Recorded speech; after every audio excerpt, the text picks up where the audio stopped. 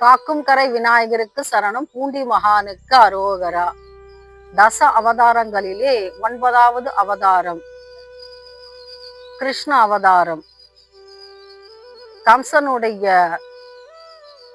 வாளுக்கு தப்பிய அற்புதமான அவதாரம். ஏன்னா அவனுக்கான அசரீரி வாக்கு என்ன? தேவகிக்கும் வசுதேவருக்கும் பிறக்க இருக்கின்ற 8வது குழந்தையால் உனக்கு மரணம் சம்பவிக்கும் என்று. இதற்காக ஒவ்வொரு குழந்தையும் அவன் வாளால் வெட்டி கொள்கின்றான். இதிலே 7வது குழந்தையை வெட்ட முற்படும் பொழுது அது வானத்திலே தோன்றி காலியாக நிற்கின்றது. 8வதாக பிறக்க இருக்கின்ற குழந்தை இங்கே உனக்கு கண்களில் தென்படாது, அந்த குழந்தையால் உனக்கு மரணம் சம்பவிக்கும் என்று எச்சரித்து விட்டு செல்கின்றது.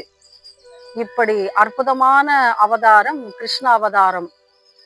பல தபஸ்விகளும் முனிவர்களும் ரித்விக்குகளும் கிருஷ்ணருடைய அவதாரத்தை மிகவும் சிலாகிக்கின்றார்கள். கிருஷ்ணா கிருஷ்ணா என்று உருகுகின்றார்கள். கண்ணன் இல்லாவிடில் கடவுளும் இல்லை, கண்ணன் இல்லாவிடில் காற்றே இல்லை என்று அற்புதமான பாடல் வரிகளை ஏற்றியிருக்கின்றார் கவியரசு கண்ணதாசன். கண்ணன் இல்லாவிட்டால் உலகமே கிடையாதாம். ஏன் இப்படி சொல்கின்றார்கள்? கிருஷ்ணர் என்ற இந்த ஒற்றை மந்திரம் எத்தனை அற்புதங்களை உள்ளடக்கி இருக்கின்றது, எத்தனை அசுரர்களை கொன்றிருக்கின்றது, எத்தனை பக்தர்களை காப்பாற்றி இருக்கின்றது. கிருஷ்ண அன்பர்கள் உலகெங்கிலும் இருக்கின்றார்கள். அவர்கள் கிருஷ்ணா கிருஷ்ணா என்று ஏங்கும் பொழுது அவர்களுக்கு உரிய பிரச்சனைக்குரிய தீர்வுகளை கொடுத்திருக்கின்றது. பக்தனுக்காக கிருஷ்ணர் செய்யாத வேலையே கிடையாது. எல்லா வேலையையும் செய்வார் அவர் தம்முடைய பக்தனுக்காக. இதற்கான உறுதியான அத்தாட்சி ஒன்று உண்டு மகாபாரதத்திலே. துவாரகையிலே கிருஷ்ணருடைய உதவி தேடி வந்திருப்பார்கள் 2 பேர். ஒருவர் அர்ஜுனன், இன்னொருவர் துரியோதனன். மகாபாரத யுத்தம் முடிவாகிவிட்டது. கடல் போன்ற சேனை துவாரகையில இருக்கின்றது, கிருஷ்ணரினுடைய சேனை. இந்த சேனை பலத்தை பெறுவதற்காக வருகின்றான் துரியோதனன். கிருஷ்ணர் தூங்குவது போல் நடிக்கின்றார், பாசாங்கு செய்கின்றார். அர்ஜுனன் முதலில் வந்தவன். அவன் என்ன பண்றான்? கிருஷ்ணருடைய காலடியிலே அமர்கின்றான். துரியோதனன் வருகின்றான். நான் ஹஸ்தினாபுரத்துக்கே ராஜா, நான் ஏன் கிருஷ்ணருடைய காலடியில் அமர வேண்டும் என்ற இருமாப்போடு தலைமாட்டுக்கரையில் நிற்கின்றான். கிருஷ்ணர் கண்ணை திறந்து பார்க்கின்றார். முதலில் அர்ஜுனனை பார்க்கின்றார். பார்த்தா உனக்கு என்ன வேண்டும் என்று கேட்கும் பொழுது துரியோதனன் சொல்கின்றான், நான் தான் முதலில் கேட்பேன் என்று. அப்பொழுது கிருஷ்ணர் சொல்கின்றார், 2 வாய்ப்பு இருக்கின்றது என்னிடத்திலே. ஒன்று, நான் எந்த ஆயுதமும் ஏந்தாமல் போரிலே பங்கு பெறுவேன், அமைதியாக நிற்பேன், எந்த ஆயுதத்தையும் பிரயோகிக்க மாட்டேன் என்று. 2வது, கடல் போன்ற சேனை என்னிடத்தில் இருக்கின்றது, அதை வேண்டுமானால் பெற்றுக்கொள்ளலாம் என்று. துரியோதனன் என்ன நினைக்கின்றான்? எனக்கு சேனாபலம் போதும் என்று போய்விடுகிறான். ஆனால் பார்த்தன் மட்டும் கிருஷ்ணா நீ என்னுடன் இருந்தால் போதும் என்று கேட்டு வாங்குகின்றான் அந்த வரத்தை.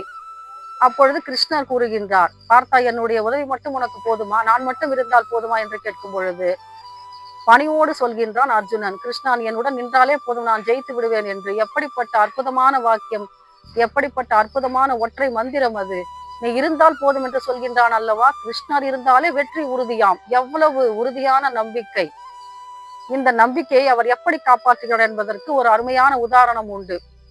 இவர் எந்த ஆயுதத்தையும் நான் கையில் எடுக்க மாட்டேன் என்று உறுதி சொல்லிவிட்டுத்தான் மகாபாரத யுத்தத்திலே வந்து நிற்கின்றார் சாரதியாக அர்ஜுனனுக்கு. 18 நாள் போரிலே முதலிலே பீஷ்மர் தான் சேனாதிபதியாக பதவியேற்கின்றார் கௌரவ படைகளுக்கு. அவர் செய்கின்ற அட்டகாசம் தாங்க முடியாததாக இருக்கின்றது. ஏன்னா அவர் கையிலே வில்லை எடுத்து விட்டார் என்று சொன்னால் அவரை தடுக்க எவராலும் முடியாது. கங்கையின் மைந்தன், அவர் நினைத்தால் மட்டுமே அவருக்கு மரணம் நிகழும். அப்படிப்பட்ட வரத்தை வாங்கி இருக்கின்றார். போரிலே அவர் சுற்றி சுழன்று சூறாவளியாக வீசுகின்றார், காற்று போல. பாண்டவ சேனை மடிந்து விடுகின்றது. பார்க்கின்றார் கிருஷ்ண பரமாத்மா. விட்டால் பீஷ்மர் என்ன பண்ணுவார்? 2 வாரத்திலே கதையை முடித்து விடுவார். பஞ்சபாண்டவர்கள் ஒன்றும் செய்ய முடியாது. அவருக்கு கோபம் வந்து விடுகிறது, அசாத்திய கோபம்.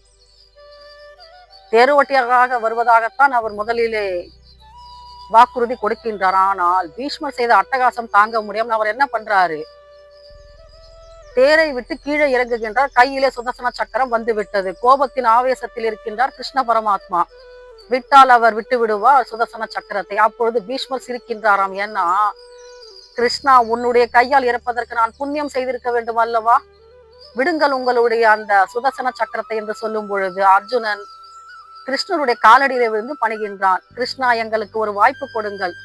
நான் என்னுடைய பாட்டனார் பிதாமகர் பீஷ்மர் என்று நான் பச்சாதாபம் காட்டினதால் இவ்வளவு நேரமும் பொறுமையாக நான் போர் செய்து கொண்டிருந்தேன். நான் ஆவேசமாக போர் செய்கின்றேன். தயவு செய்து உங்களுடைய கோபத்தை நீங்கள் விலக்கிக் கொள்ளுங்கள் என்று சொல்கின்றான். இம்மாதிரி ஒரு முறை கிடையாது, 2 முறை அவர் ஆவேசத்தில் தன்னுடைய வாக்குறுதியை மீறி தன்னுடைய பக்தனுக்காக பீஷ்மரை அழிக்க முனைந்து விடுகிறார். ஏன் இப்படி செய்கின்றார்? தன்னுடைய வாக்குறுதி முக்கியம் கிடையாது. தன்னுடைய பக்தன் காப்பாற்றப்பட வேண்டும்.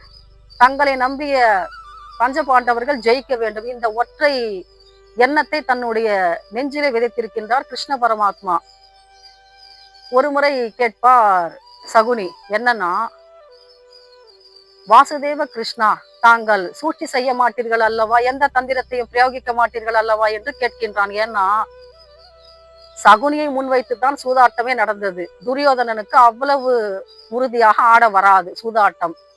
சகுனியை முன்வைத்துதான் ஆடி இருப்பார்கள் பந்தயம் எல்லாம். அப்பொழுது தந்திரமாகத்தான் ஜெயித்திருப்பார் சகுனி.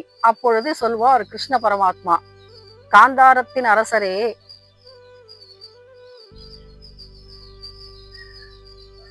தர்மத்தின் நோக்கம் சூழ்ச்சி என்று சொன்னால் அதை செய்யவும் இந்த வாசுதேவ கிருஷ்ணன் தயங்க மாட்டான் என்று உறுதியாக சொல்வார். தர்மம் ஜெயிக்க வேண்டும் என்று சொன்னால் அதை தந்திரம் செய்துதான் நாங்கள் வெல்ல வேண்டும் என்று சொன்னால் அதை செய்யவும் நான் தயங்க மாட்டேன் என்று. அதற்கான அர்த்தம் என்ன? பழியை தான் ஏற்றுக்கொண்டாலும் தன்னை நம்பியவர்களை தர்மத்திற்காக அவர் காப்பாற்றுவார். எவ்வளவு அற்புதமான அவதாரம் அது! சிறையிலே பிறக்கின்றார் கிருஷ்ண பரமாத்மா. கையிலே விலங்கு வசுதேவருக்கு. தேவகியின் 8வது குழந்தை பிறக்கின்றது கம்சனுடைய சிறைச்சாலையிலே.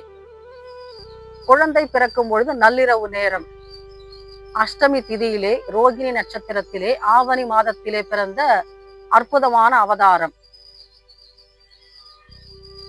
நல்ல கும்மிருட்டு வேலை. குழந்தை பிறக்கின்றது. பிறந்த குழந்தையின் சத்தம் கேட்டு தேவகி கண்விழித்து பார்க்கின்றாள். அற்புதமான தோற்றம், 4 கரங்கள். அப்பொழுதே புரிந்து விடுகிறது தேவகிக்கு, இந்த குழந்தை நாராயணனுடைய அம்சம் பொருந்தியது என்று. ஆனால் பயம் வந்து விட்டது.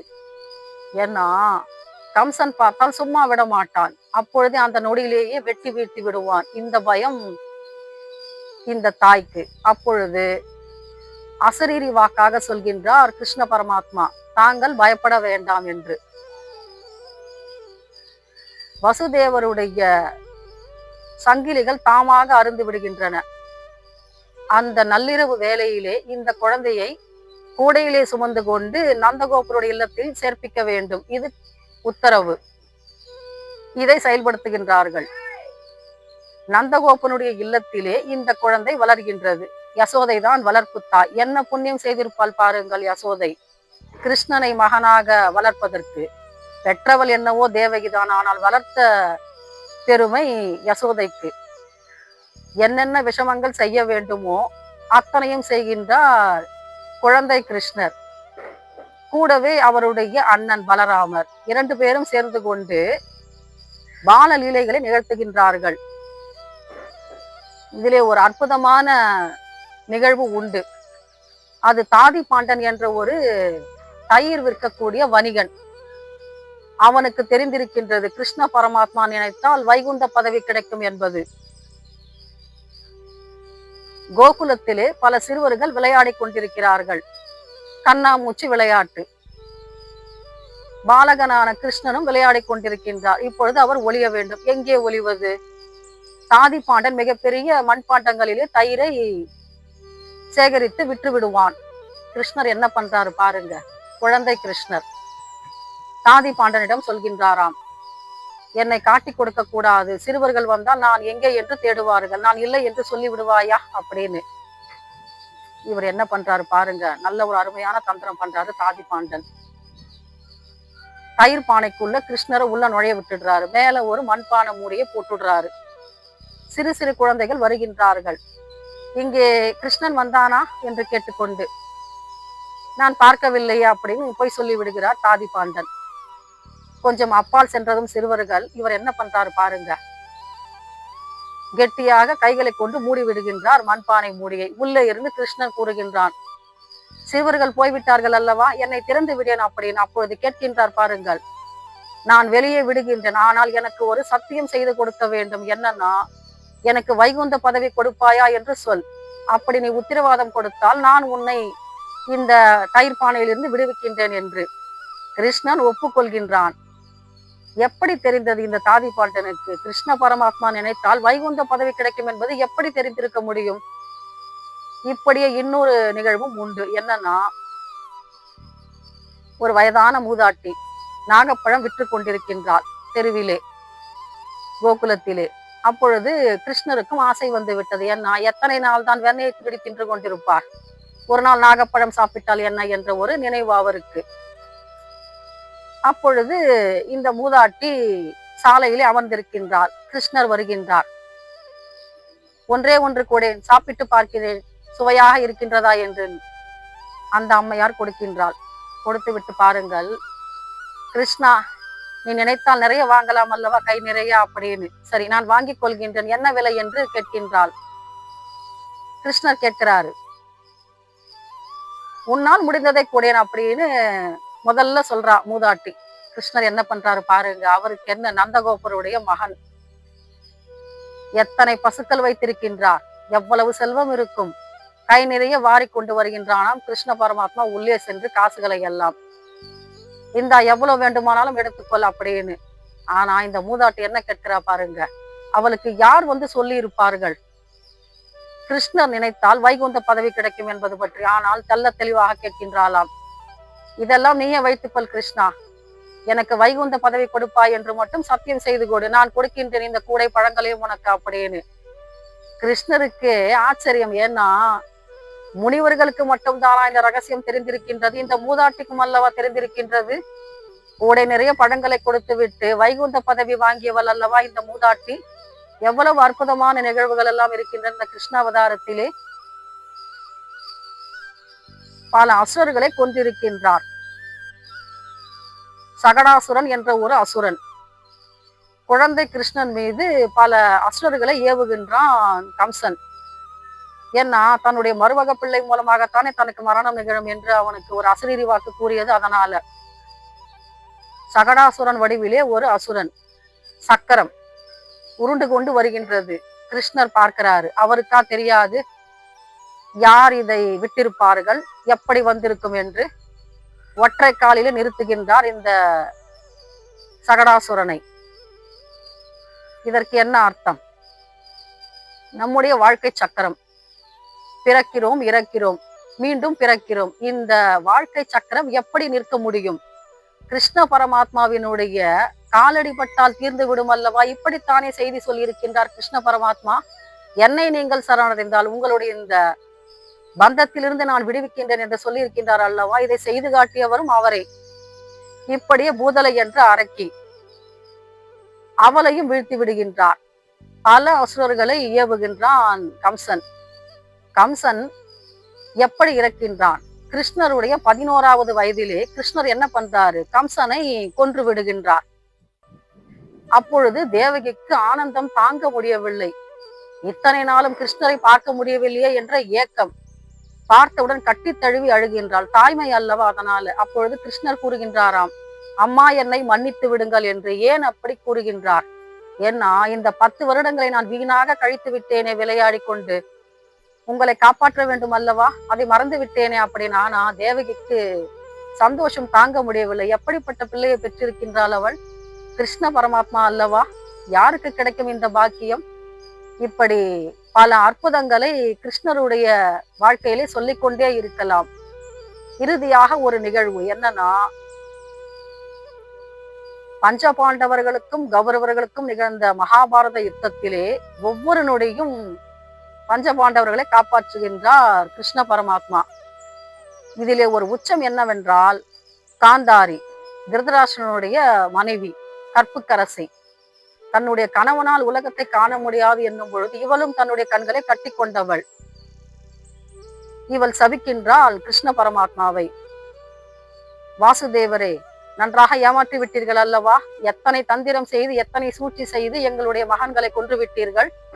எப்படி என்னுடைய 100 புத்திரர்கள் மாண்டு போனார்களோ அப்படியே உன்னுடைய வம்சமும் விருஷினி குலமும் அழிந்துவிடும் என்று சொல்லும் பொழுது அதை சிரித்துக் கொண்டே ஏற்றுக்கொண்டவர் அல்லவா கிருஷ்ண பரமாத்மா? தன்னுடைய பக்தனுக்காக தன்னுடைய குலத்தை நாசப்படுத்திக் கொள்வாரா ஒருவர்? அப்படிப்பட்ட ஒரு பரமாத்மா இருக்கின்றார் என்று சொன்னால் அதை நாம் தெள்ள தெளிவாக உறுதியாக சந்தேகமர சொல்லிக் கொள்ளலாம் கிருஷ்ண பரமாத்மா என்று.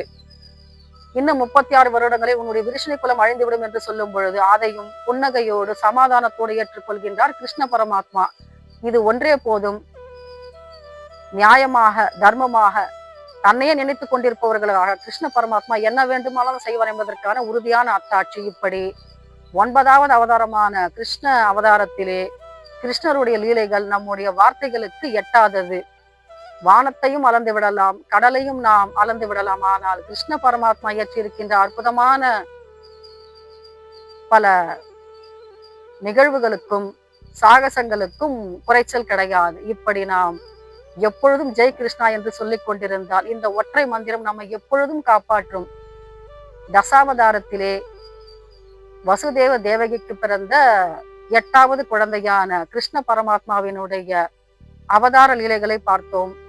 அடுத்த அவதாரமான கல்கி அவதாரத்திலே நாம் சந்திப்போம். அதுவரை நாம் ஸ்ரீமன் நாராயணமூர்த்தியை தியானம் செய்து கொண்டிருப்போம். மீண்டும் சந்திப்போம் அடுத்த பதிவிலே. காக்கும் கரை விநாயகருக்கு சரணம், பூண்டி மகானுக்கு அரோகரா.